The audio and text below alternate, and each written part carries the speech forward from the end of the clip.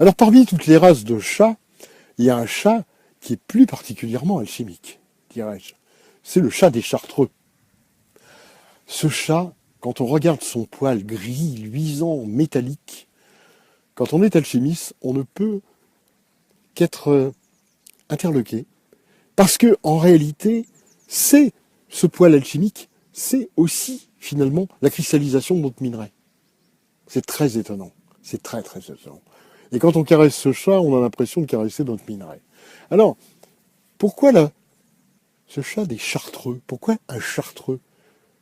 Combien savent que la confraternité des Chartreux, religieuse, catholique, des Chartreux, est très intéressante par rapport à l'alchimie? Mais pour des raisons évidentes, parce qu'ils ont élaboré, en dehors de leur liqueur extraordinaire, mirifique à combien d'égards, qui contient pas moins de 132 plantes d'ailleurs, à côté de ça, ils ont élaboré une poudre, dite poudre des Chartreux.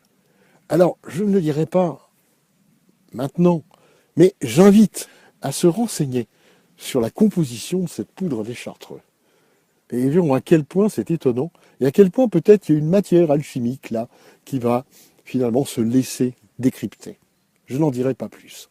Donc ce chat des Chartreux, dont j'avais souligné l'importance justement dans cet article, que j'ai écrit évidemment fort jeune, parce que ça nous ramène dans les années 70, eh bien c'était un point fondamental de la haute science, de la science avec une S majuscule, comme disait Eugène Cancelier, c'est-à-dire l'alchimie, bien entendu.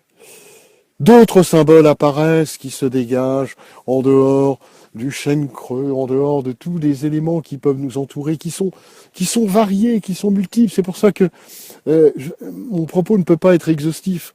Mais il y a par exemple les étoiles. Il y a deux étoiles magnifiques. L'étoile à 5 branches et l'étoile à 6 branches.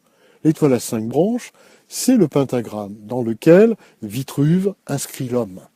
La tête, les 2 bras et les 2 jambes. L'étoile à 5 branches. Bon. C'est l'élément clé sur lequel repose en fait toute l'histoire du nombre d'or. 1 plus racine de 5 sur 2, c'est-à-dire 1,618. C'est l'idée même que l'on peut trouver en fait l'harmonie la plus sublime et la vie dans la dissymétrie, c'est-à-dire dans le manque de symétrie. C'est l'étoile à 5 branches. Et bien, l'étoile à 5 branches, c'est le pentagramme, c'est effectivement, comme le dit Paracels, il l'exprime parfaitement, si on peut inscrire l'homme dans l'étoile à 5 branches, c'est que l'étoile à 5 branches, c'est le symbole de l'homme, et oui, et de tout ce qui est vivant. Mais ça peut être l'étoile de mer aussi, ça peut être... Voilà. Et c'est extrêmement important. L'étoile à 6 branches, en revanche, c'est la conversion des éléments. Car qu'est-ce qui forme l'étoile à 6 branches? Ce sont en fait des triangles. Et ces triangles sont au nombre de 4. Donc ce sont les 4 éléments, à savoir le feu, l'eau, l'air et la terre. Conversion des éléments, convertir l'humide en sec, convertir le froid en chaud, si on reprend les qualités. À ce moment-là, on arrive à réaliser la pierre philosophale.